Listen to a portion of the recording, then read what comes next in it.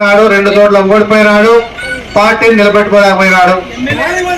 ఎంతసేపన్నా జగన్ ని దించాలనే ప్రయత్నం, ఏ విధంగా దించాలా, ఎట్లా దించాలా, ఎట్లా చేస్తే బాగుంటాయని చెప్పేసి అని ఆలోచన చేసి మన చంద్రబాబు నాయుడు దోచుకున్న దుబ్బిని బయటపడితేనే 52 రోజులు జైల్లో ఉన్నాడు చంద్రబాబు నాయుడు.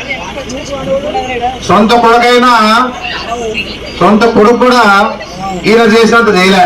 ఈయన పోతాడు, రోడ్లో పండుకుంటాడు చంద్రబాబు నాయుడు కోసం. ఎందుకంటే ప్యాకేజ్ ఆయనకంతా ప్యాకేజ్ కావాల్సిందే కానీ ఏది కూడా ప్రజల కోసం ఆలోచించే పరిస్థితి లేదు పవన్ కళ్యాణ్ గారు. ఆ విధంగా జైల్లో పోయి మాటిస్తాడు, నేను మా పార్టీకి మద్దతు ఇస్తా అని చెప్పేసి. ఏదున్నా ఆ మద్దతు తెలిపి పార్టీ పరంగా ఆయనతో కలిసిపోయినాడు. ఈ 3 పార్టీలు కలిసి ఒక జగన్ ఓడియాలంటే చంద్రబాబు నాయుడు పార్టీ,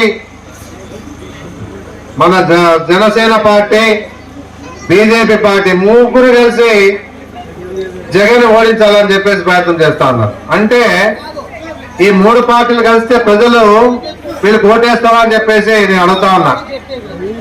ఏదన్నా ఎవరైతే పనిచేశారో వాళ్ళకే ప్రజలు మద్దతు ఇస్తారు కానీ 3 పార్టీలు ఏకమైతే మాత్రం మద్దతు ఇవ్వాలనే ఆలోచన మనకు లేదు. ఇన్ని కార్యక్రమాలు ఇచ్చిన మాట ప్రకారంగా జగన్మోహన్ రెడ్డి నెరవేర్చినాడు. మన గతంలో అదే చంద్రబాబు నాయుడు అధికారంలోకి వచ్చే రుణమాఫీ చేస్తా అన్నాడు, రైతులకి పొదుపు సంఘాల రుణమాఫీ చేస్తా అన్నాడు, నిరుద్యోగ వృద్ధి ఇస్తా అన్నాడు. ఎక్కడ ఏది కూడా ఏం సైలెంట్ అయిపోయి అధికారులు వచ్చినాడు, మర్చిపోయినాడు. ఈ బంగారం పెట్టుకుంటే నేను డబ్బులు ఇడిపిస్తాను బ్యాంకుల్లో అని చెప్పిన పరిస్థితి ఏ విధంగా కూడా ఒక్క మాట కూడా నిలబెట్టుకోవాలి ఆయన. ఆ విధంగా పరిపాలన ఎదేళ్ళు చేసి అమరావతి భ్రమరావతి, అమరావతి అమరావతి గ్రాఫిక్స్ చూపించినాడు, ఇట్లుంటుంది డబ్బులన్నీ దోచుకొని తిన్నాడు. అందుకే బయటపడింది కాబట్టి జైల్లోకి పోయిన పరిస్థితి కూడా ఉంది. మనం ఆయనకి ఈయన మద్దతు ఇస్తాడు పవన్ కళ్యాణ్. ఇంతకంటే నీచమైన రాజకీయాలు రాష్ట్రంలో ఉంది అని చెప్పేసి అవుతా ఉన్నాం. ఏదున్నా కూడా ఇలాంటి నీచుల్ని, ఇలాంటి పార్టీ వాళ్ళు నమ్మద్దని చెప్పేసి మేము చెప్తా ఉన్నాం. జగన్మోహన్ రెడ్డి ఇచ్చిన మాట మన అడిగిన